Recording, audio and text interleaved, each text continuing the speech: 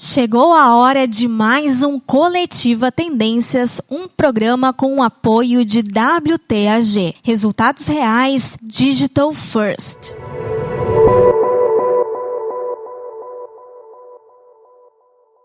Olá, eu sou Patrícia Lapointe, de volta ao Coletiva Tendências, um podcast de coletiva.net. No episódio de hoje, conversei com o Emanuel Denaui, fotojornalista, professor e também head na Brasa Conteúdo. Na ocasião, a gente trocou uma ideia sobre fake news em fotografias. Então, fiquem aí com o nosso bate-papo.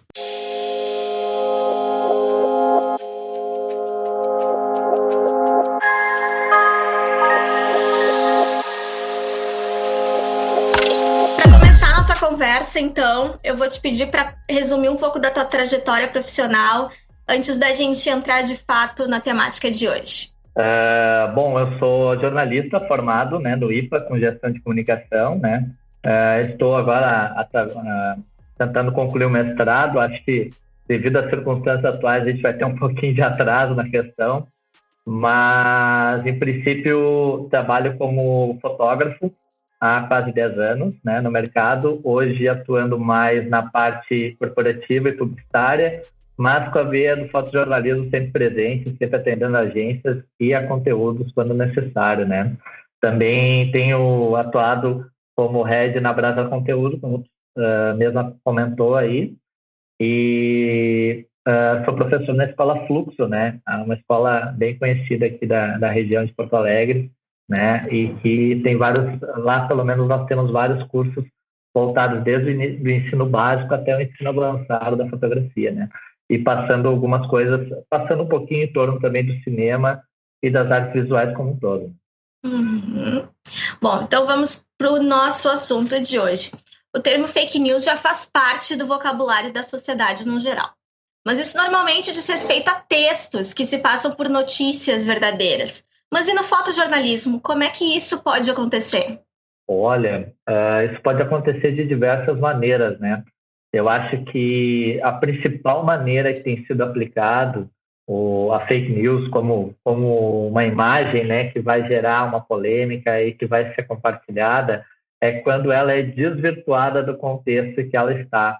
Por exemplo, assim, nós temos uma imagem de um protesto, vamos dizer assim, um protesto de algum nicho, de algum interesse, e esse interesse ele ocorreu, de repente, 5 anos atrás, 10 anos atrás, né? Essa imagem, ela gerou um impacto visual, ela gerou uma notícia na época, e, de repente, por algum interesse de algum grupo, de alguma ideologia, enfim, né, de alguma marca até, às vezes, ele acaba parando numa notícia completamente montada de forma falaciosa, né? De forma a distorcer todo o viés que está ocorrendo agora, tudo que a gente pode considerar como de fato verdade.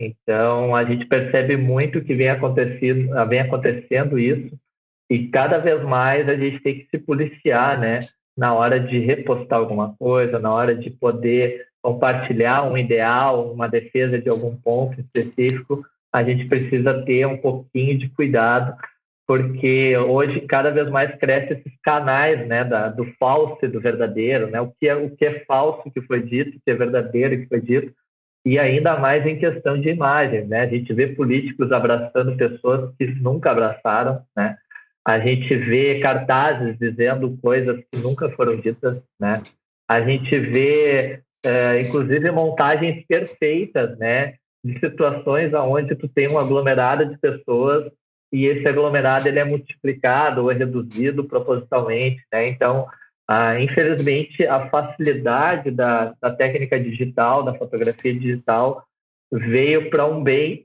mas também veio na mesma proporção para um mal, né? Desvirtuar a verdade. Então, a gente tem que ter muito cuidado. Eu acho que o ponto específico, né, no fotojornalismo em especial é esse, né? Bom, e onde que são propagadas essas fake news em relação às fotos?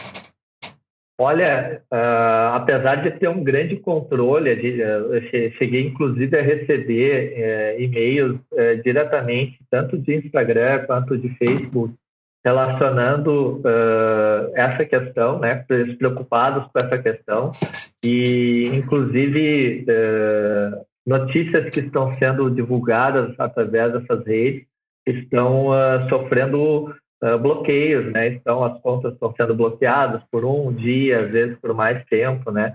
E não tem muito a ver necessariamente com ideologia ou com qualquer vertente específica, mas sim como um controle que as redes sociais estão tentando ter para evitar justamente esse tipo de situação, né? Tivemos, inclusive, né, situações governamentais já que sofreram, né, alguns percalços aí junto às suas redes sociais, tiveram períodos de bloqueio até de postagem, por justamente não verificar ou não realmente ter não digo a maldade, né, colocar isso, mas no sentido de a notícia tomar uma proporção tão grande e quando alguém alerta que essa notícia é inverídica, ela acaba chamando a atenção desse provedor, dessa rede, né, e ele tomando uma atitude mais forte para isso.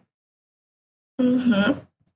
E tu pode citar alguns exemplos de quando imagens foram manipuladas ou divulgadas fora do contexto? Nossa, tem tantas, né?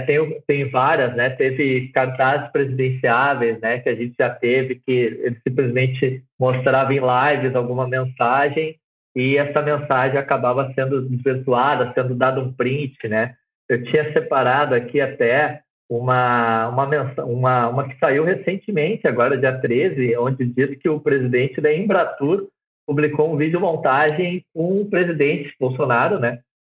Levando o caixão, né, daquele meme com o pessoal lá, acho que é de Gana, né, o pessoal de Gana que virou uma vertente grande, e na verdade a gente acaba perdendo a noção do que é sério, do que é brincadeira, né, pessoas que de repente deveriam representar os seus postos com uma maneira mais austera, mais, né, condizente, talvez por seu cargo, estão sofrendo muito com isso.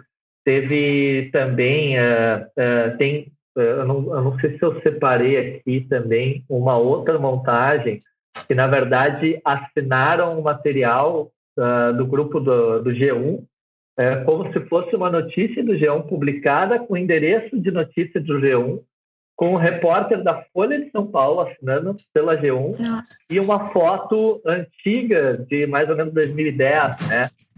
2010, 2013, né, quando teve alguns movimentos em relação ao transporte público e tudo mais.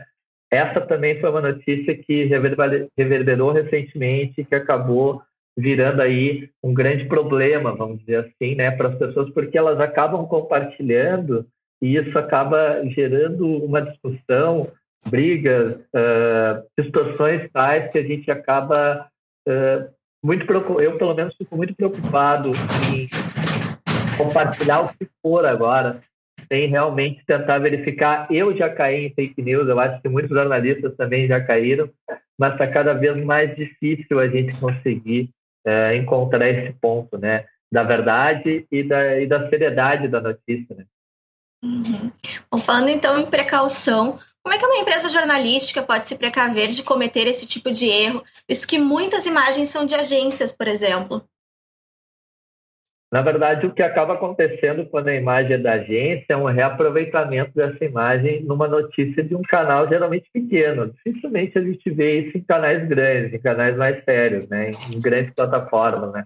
Eu acho que o grande cuidado é verificar se essa plataforma realmente tem uma consistência de notícias reais, né, notícias que batem com o que está acontecendo de verdade, o que está com a ampla mídia no sentido.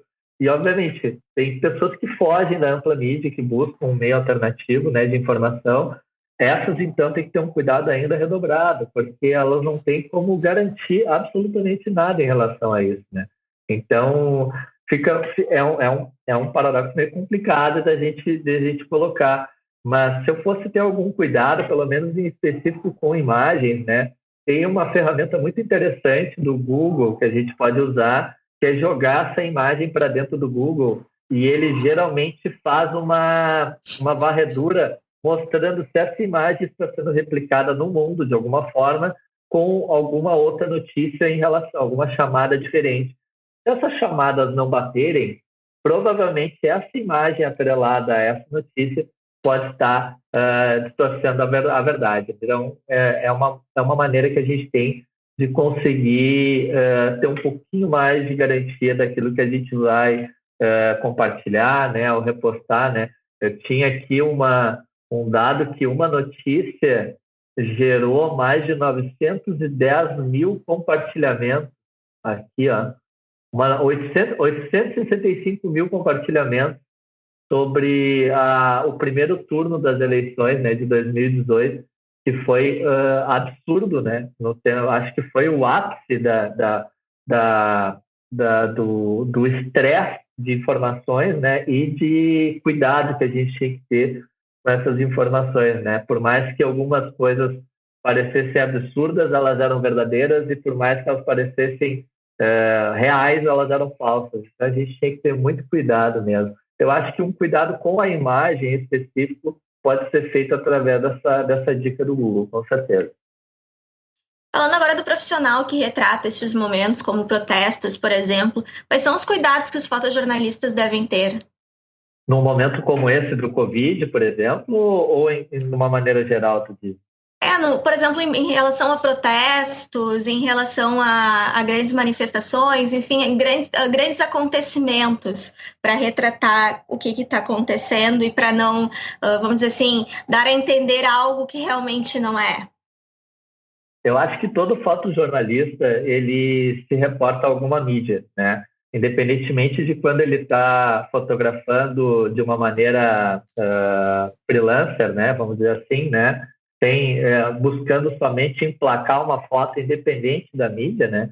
Ele vai acabar vendo os dois lados da coisa, né? Por exemplo, numa manifestação, com certeza vai ter o lado que briga, que reclama, que está disposto a mudar algo, e o lado que quer defender esse algo, que não quer mudar, né?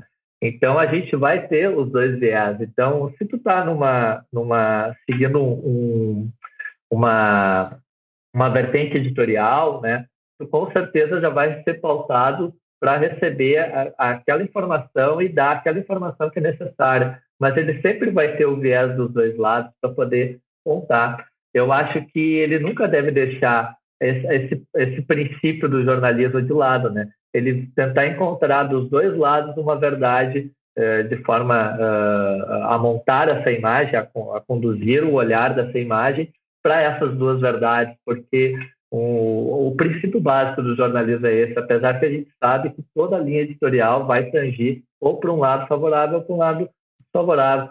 Mas acho que o grande trunfo do fotógrafo é quando ele consegue ser discreto ao ponto de não se machucar no momento desse, né? Não se ferir numa situação dessa, se proteger, principalmente nessa situação do Covid, né? Do coronavírus. Eu tive uma entrevista online através do Instagram com o Felipe Dana, que é um fotojornalista premiado, carioca, né? Acho que todos conhecem. E ele deixou bem claro, né, que é muito difícil lá já o acesso a alguns determinados pontos, alas do hospital, né, por exemplo, lá em Barcelona, onde ele está. E ele deixou bem claro que o mais importante para ele naquele momento é justamente obter a imagem de uma forma que ele não comprometa nenhum dos lados, mas que ele mostre somente a verdade do que está ali, né? Se essa imagem vai ser utilizada por algum editorial, por alguma empresa jornalística ou por algum portal de uma outra maneira, ele não consegue mais ter o controle, né? A gente perde um pouco o controle. Então, eu acho que o jornalista, ou o fotojornalista, no caso, se mantendo nessa linha e conseguindo, né, trazer a verdade o máximo possível, sem que ele tangencie para um lado ou para outro, aí sim ele atingiu o objetivo dele, aí sim ele está cumprindo, acho que com a premissa, com as promessas que a gente faz quando a gente ganha o canudo, né? E há critérios que os fotojornalistas precisam respeitar? Eu acho que algumas situações pedem um pouco mais de cuidado, né? De cuidado, de respeito. Eu acho que o primordial é pensar que tem que respeitar aquela pessoa que está ali nessa situação, né? Seja numa cobertura como da Boate Kiss, seja numa cobertura dentro de uma UTI, né? Onde vai estar, de repente, alguém uma situação muito complicada, né? Eu me recordo recentemente nem tanto, mas algum tempo atrás tinha tido uma explosão, acho que em Guaíba, e um senhor tinha sofrido queimaduras, acho que 90 e poucos % do corpo dele, e eu fui pautado para fazer a foto com essa família e tudo mais. E chegou num determinado ponto em que tu não pode mais passar, sabe? Tem um ponto que tu tem que respeitar, né? Então, tu dar a notícia, passar a dor, né, de uma forma respeitosa, buscando que aquilo fique alusivo, mas palpável. Tu não quer abrir um jornal e tomar um susto com aquilo, né? Então, eu acho que tem que ter esse cuidado.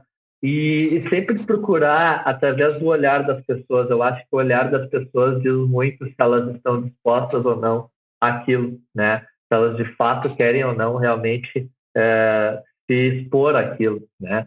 Então, é muito importante esse contato. Acho que o fotojornalista ele tem essa vertente, ele tem essa possibilidade, ele não deve perder isso, ele tem que aproveitar, sim, ao máximo dessas oportunidades, principalmente agora em relação ao Covid, não de uma forma oportunista, né?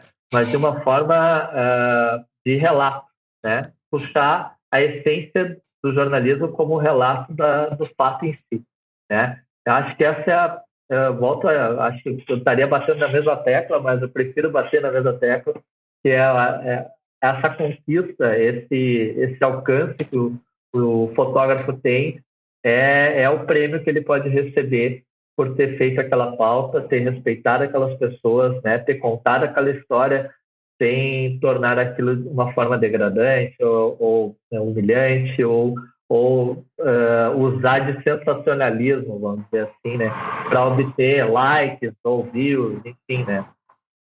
Uhum. Bom, na matéria da revista foi abordado por ti que o grande mérito de um fotojornalista é conseguir um ângulo que cause impacto, que também traga consigo um questionamento e provoque uma inquietação. Pode explicar um pouquinho sobre isso? Claro, com certeza. Eu acho que toda situação que ocorre, independentemente se for uma situação mais policial, uma situação de protesto, uma situação de saúde, né, qualquer pauta que surge para o fotógrafo, ele tem a possibilidade ali de trabalhar diversas maneiras aquela situação, né, e de mostrar diversos ângulos. Tanto que agora muitos fotojornalistas se munem até de drones para isso, né? E a gente trabalha também com o viés de poder fotografar hoje com a tecnologia de celular de uma maneira ainda profissional, com um olhar profissional, mas já transmitindo essa mensagem, essa imagem, no caso, né, para que seja postado de imediato, né, num portal, enfim. Então, o fotógrafo tem que buscar ângulos diversos, tem que buscar estar aonde ninguém está. Eu acho que esse é o ponto primordial, né, de tudo. Então, eu gosto muito de perceber durante as pautas que onde eu estou, ninguém vai estar, né? E onde o meu outro colega está, ele vai ter uma outra foto que eu não vou poder ter e que eu nem quero ter, porque é o olhar dele, é o viés dele. Então, eu acho que é importante ter personalidade nesse momento, não se preocupar se vai perder ou não determinada situação, acreditar que está no lugar certo, perceber isso, óbvio, de uma forma mais intuitiva, prever, né? Aquela coisa do tu prever o momento um pouquinho antes, né, dele acontecer. Eu acho que essas são as características de um fotógrafo que vai ter exatamente isso, vai ter uma imagem impactante do momento necessário, daquilo que está sendo contado de verdade, e ele vai ter cumprido o seu papel. Pensando agora no público geral que consome esse tipo de conteúdo, quais dicas que tu, como profissional, darias? Para o público em geral, em relação às fotografias que podem ser distorcidas, no caso? Isso. Eu acho que essa ferramenta que eu citei do Google é uma ótima ferramenta. Perceber também essa imagem sair um pouco do celular, né? Principalmente se houver interesse no assunto, tentar olhar essa imagem de uma maneira mais ampla, né? Para poder perceber se houve algum tipo de alteração, de duplicação, de recorte, porque geralmente esse tipo de trabalho ele não busca uma edição, um tratamento, no caso, primoroso, né? Ele está ali justamente para gerar o frisson, gerar um impacto imediato e se perder rapidamente, né? Então, a intenção dele é justamente alcançar o máximo possível de pessoas que talvez só vão ler uma chamada e olhar aquela imagem e não vão adentrar no assunto, não vão se aprofundar, não vão buscar um dado numa base oficial, né? Um órgão, enfim, né? Que dê essa propriedade. Então, eu acho que a partir do momento que a pessoa tem esses 3 cuidados, né? Verificar a imagem no tamanho maior, jogar essa imagem no Google para poder verificar se essa notícia está sendo replicada da mesma forma em outros portais mais sérios, né? Portais grandes, de preferência. E também conseguir buscar nessa base de dados, dedicar um tempo, né? Para a gente poder buscar esses dados e verificar se é verdade, né? Se tem 1.000 casos de corona, se tem 5.000, né? A gente precisa fazer isso. É um momento importante e eu acho que todo mundo está tendo um pouquinho mais de tempo até para poder fazer isso em função justamente dessa pausa aí que o coronavírus acabou nos implicando. E para a gente finalizar aqui, a gente fala sempre de tendências aqui no programa e nas revistas. Para ti, o que pode acontecer em relação ao fotojornalismo, às fake news nos próximos anos? Nossa, eu acho que é um grande caso de estudo. Eu acho que muito vai ser aproveitado isso para doutorado, para doc, enfim. A gente não tem a real noção do que vai impactar, né? Essa é a verdade. A gente tem uma intuição, a gente tem um achismo, né? Quem diz que isso vai ser assim, um assado, eu acho que é ousado. Eu não gostaria de ser uma pessoa assim, porque eu acho que é um momento muito delicado ainda, de muitas informações ambíguas, né? Que não se conectam. E que o pouco que a gente sabe, a gente consegue adaptar na nossa vida de uma forma ainda muito rasa, né? Porque eu acho que o que a gente está vivendo hoje é uma realidade que ela já mudou, né? Ela já mudou, ela já não é mais o que seria daqui a um mês atrás, entende? Então a gente tem que rever nossos conceitos, a gente tem que perceber melhor isso para poder, enfim, não ter uma perda muito grande. Não sei se você consegue me entender nesse sentido. Uhum. Porque eu acho que quando a gente se preocupa demais com o que está, com o que pode vir, a gente deixa de fazer algo importante agora. Então, o mais importante de tudo, para quem está vivendo esse período e está evitando esse tipo de circunstância, de constrangimento, né, de brigas, né, online que a gente vê, homéricas, né, entre pessoas até que têm cargos semelhantes de trabalho em empresas totalmente diferentes, a gente acaba percebendo que é muito importante nesse momento a gente ter essa certeza de que o que a gente vai propagar na internet faz sentido realmente, vai contribuir de fato para a sociedade ou não, né? E vai agregar valor para aquilo que tu acredita ser ideal, né? E cada um tem o seu ideal. Eu acho que tendo esse cuidado para si já é um cuidado para todos, né? Então, eu espero que a gente consiga passar essa fase de fake news, eu espero que a gente consiga ultrapassar toda essa crise que está gerada, né? E que vai se prolongar mais um pouco, e que a gente tenha consciência de coletivo, né? Eu acho que agora é a hora de a gente pensar no coletivo, da gente pensar que a gente não está sozinho nesse mundo e que realmente essa pausa está fazendo uma diferença enorme, não só para as nossas avaliações internas, mas para a mídia como um todo e para o nosso planeta, né? A mídia mudou, o planeta está mudando e nós precisamos mudar. Se nós não mudarmos também, não nos adaptarmos e não percebermos a importância desse valor, a gente vai com certeza se perder na curva, com certeza. Tá certo, então muito obrigada pela tua participação, Manuel.